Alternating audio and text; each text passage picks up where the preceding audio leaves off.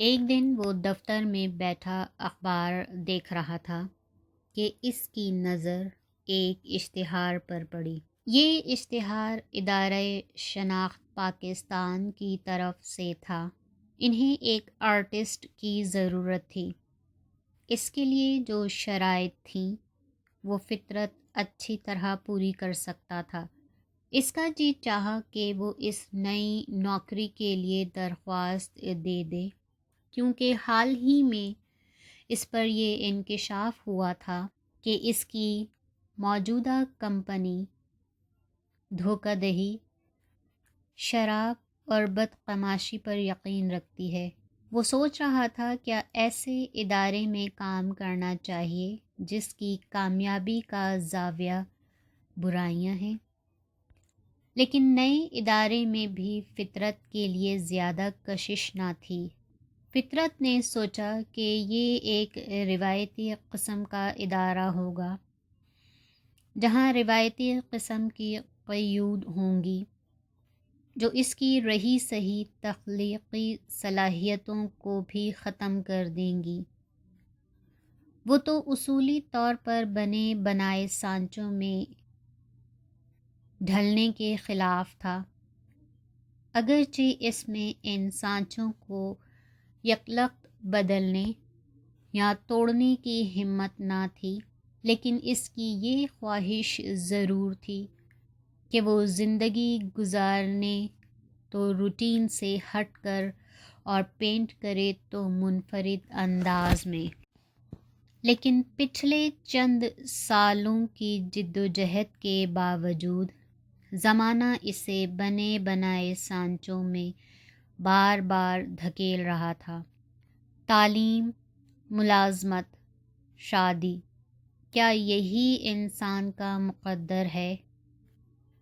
کیا سب کے لیے اسی پیٹرن میں فٹ ہونا چاہیے، یا اسی پٹے ہوئے راستے سے گزرنا ضروری ہے؟ کیا وہ پچھلے چند سالوں میں بنے بنائے ڈھانچے میں فٹ نہیں ہو چکا؟ کیا پہلے ہی وہ اپنا مشن قربان نہیں کر چکا؟ کیا ادارہ شناخت پاکستان کی ملازمت اس کے باقی ماندہ کنارے بھی رگڑ رگڑ کر ہموار نہیں کر دے گی؟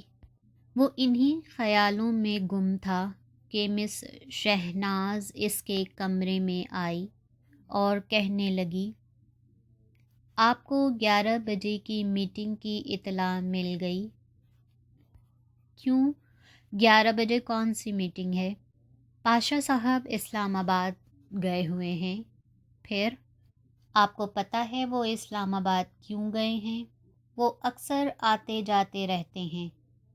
اس میں کھوج لگانے کی کیا بات ہے؟ جناب، کھوج لگانے کی بات نہیں، وہ ایک نہایت اہم اور بہت ہی بڑے پروجیکٹ کے سلسلے میں اسلام آباد گئے ہیں۔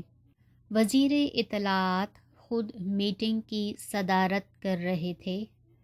ابھی ابھی اسلام آباد سے پاشا صاحب کا فون آیا ہے کہ وہ جس مقصد کے لیے اسلام آباد گئے تھے اس میں کامیاب ہو گئے ہیں۔ وہ آج صبح کی فلائٹ سے 10:30 بجے لاہور پہنچ رہے ہیں۔ وہ سیدھے دفتر آئیں گے۔ وہ اس پروجیکٹ کے بارے میں بہت ایکسائٹڈ ہیں۔ انہوں نے پیغام بھیجا ہے کہ تمام شعبوں کے سربراہوں کو 11 بجے کانفرنس روم میں بلوا لیں۔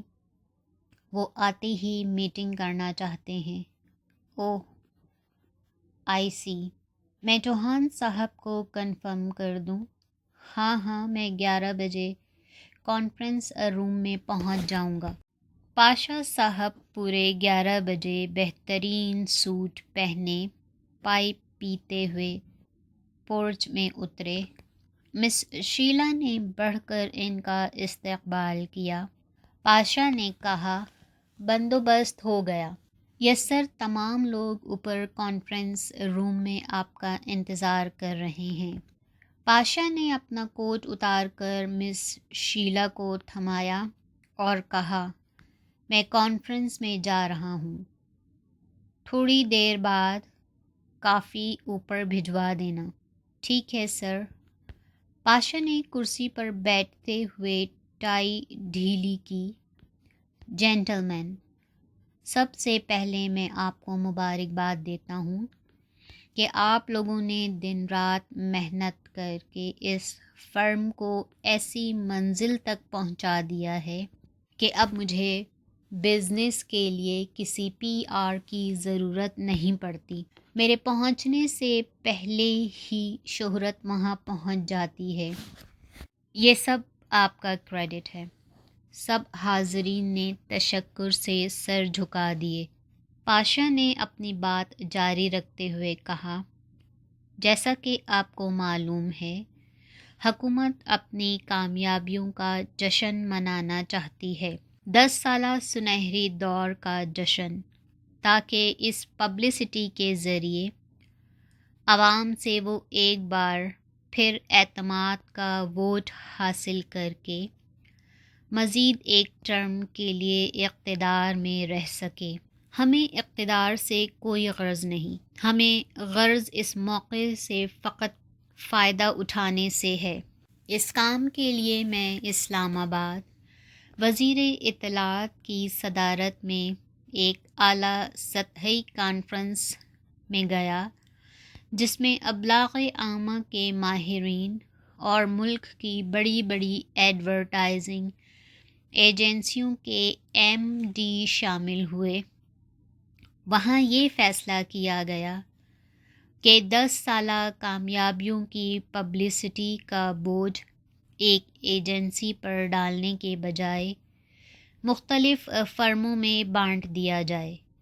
ان کی شہرت اور اہلیت کی بنیاد ہمارے سپرد جو شعبہ کیا گیا ہے وہ زراعت یعنی ایگریکلچر ہے، اور میں نے اپنے طور پر منسٹری سے پتہ کروایا ہے پبلسٹی کے کل بجٹ کا 35% زراعت کی پبلسٹی کے لیے مقرر کیا گیا ہے۔ سب حاضرین نے تائید میں اپنی گردنیں جھکا دیں۔ ایک آدھ آواز آئی، آپ نے بجا فرمایا، بالکل درست۔ پاشا نے کہا، اوکے، اگر آپ لوگ اس پروجیکٹ کی اہمیت کے بارے میں قائل ہو چکے ہیں تو کوئی وجہ نہیں کہ ہم کروڑوں روپے کے اس پروجیکٹ کو کامیابی سے ہینڈل نہ کر سکیں۔ کامیابی اور ہر حال میں کامیابی ہمارا مارک ہے۔ خوش قسمتی سے ہمارے درمیان فطرت جیسا ٹیلنٹ اور تھنکنگ کا مالک آرٹسٹ موجود ہے۔ ہم اس پروجیکٹ کے لیے ان کے علم اور تخلیقی ذہن اور حساس طبیعت پر انحصار کریں گے۔ بالکل سر، بالکل، تقریباً سب نے یک زبان ہو کر کہا۔ اس سارے پروجیکٹ میں ایک اہم بات ٹائم فیکٹر ہے۔ پروجیکٹ لانچ کرنے میں صرف 1 مہینہ باقی ہے۔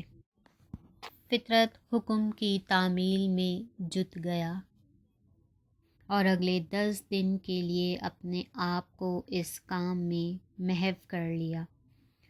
پاشا صاحب بے قراری سے 5 اکتوبر کا انتظار کرنے لگے۔ انہی دنوں گاؤں سے چٹھی آئی کہ فطرت کی دودھ شریک بہن کینسر کی مریضہ سکینہ فوت ہو گئی ہے۔ انا للہ و انا الیہ راجعون۔ فطرت کا فوری رد عمل یہ تھا کہ وہ گاؤں جائے اور خالہ سے سکینہ کی وفات پر افسوس کرے، فاتحہ پڑھے اور اس کی قبر کی تازہ تازہ مٹی پر اپنے شفاف آنسو بہائے۔ سکینہ سے ویسے بھی اسے انس تھا، لیکن جب سے ڈاکٹر سمیع نے فطرت کو اعتماد میں لے کر کہا تھا کہ اسے کینسر ہے، وہ اسے اور بھی عزیز ہو گئی تھی۔ فطرت کینسر کے سامنے اپنے آپ کو جتنا بے بس محسوس کرتا تھا، اسے اتنا ہی اپنی دودھ شریک بہن پر پیار آتا تھا، کاش موت کے وقت وہ اس کے پاس ہوتا، اس کے آخری الفاظ سنتا، اس کے جنازے کو کندھا دیتا اور اسے اپنے ہاتھوں سے لحد میں اتارتا۔ اسے خالہ پر بھی غصہ آیا کہ اس نے اسے پہلے اطلاع نہ دی، صرف خط لکھ بھیجا، جسے پہنچتے پہنچتے 3 دن لگ گئے۔ پھر بھی اس نے گاؤں جانا اور سکینہ کی قبر پر حاضری دینا ضروری سمجھا۔ وہ پاشا صاحب کے پاس گیا اور صرف 1 دن کی رخصت کی درخواست کی اور اس کی وجہ بھی بتائی۔ پاشا، جو ابھی تک فطرت کی بہت ناز برداری کرتا آ رہا تھا، اپنے پروجیکٹ میں سے 1 دن بھی قربان کرنے کو تیار نہ تھا۔ اس نے ہمدردی کے 2-3 رسمی الفاظ کہے اور پوچھا، کتنا کام مکمل ہو گیا؟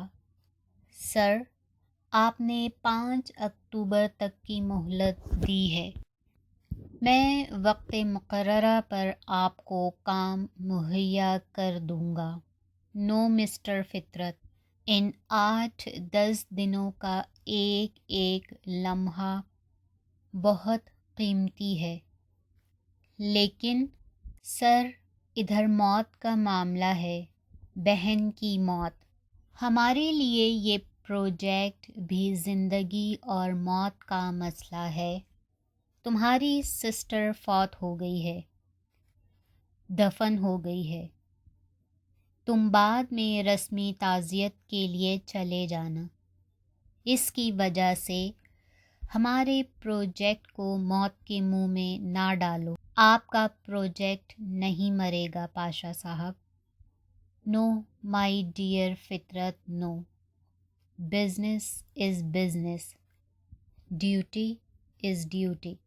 فطرت مایوس اور دل برداشتہ ہو کر اپنے کمرے میں آ گیا اور سوچنے لگا کہ یہ عجیب زندگی ہے جس میں پیسے کو انسانی زندگی اور موت پر فوقیت حاصل ہے۔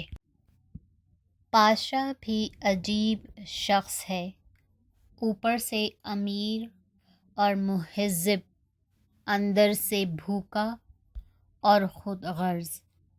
کیا منافقت ہے اپر کلاس کے اس شخص میں؟ پھر اچانک فطرت کو اپنا خیال آیا، وہ بھی ایک لحاظ سے منافق، اوپر سے بنے بنائے ڈھانچوں کو قبول کرتا اور اندر سے ان سانچوں کے خلاف ابلتا ہوا، اوپر سے ہنستا مسکراتا باتیں کرتا اور اندر سے روتا بلبلاتا اور کلبلاتا ہوا۔ کیا ہر شخص پاشا کی طرح خود میری طرح کسی نہ کسی قسم کی منافقت کا شکار نہیں؟ اندر سے کچھ اور باہر سے کچھ۔ فطرت کی یہ سوچ اس عزم پر آ کر ختم ہوئی کہ اگر وہ عملی زندگی میں اس منافقت سے چھٹکارا نہیں پا سکتا تو کم از کم اس لعنت کو اپنے فن میں داخل ہونے نہیں دے گا۔ وہ وہی پینٹ کرے گا جو وہ خلوص دل سے محسوس کرتا ہے، اور وہی آواز بلند کرے گا جو اس کی ضمیر سے اٹھتی ہے، انشاءاللہ۔ فطرت نے وقت مقررہ کے اندر اندر شعبہ زراعت میں 10 سالہ ترقی کے بارے میں ضروری اسکیچ تیار کر لیے اور 5 اکتوبر کی صبح کو پاشا صاحب کی صدارت میں کانفرنس کے سامنے پیش کر دیے۔ پہلا اسکیچ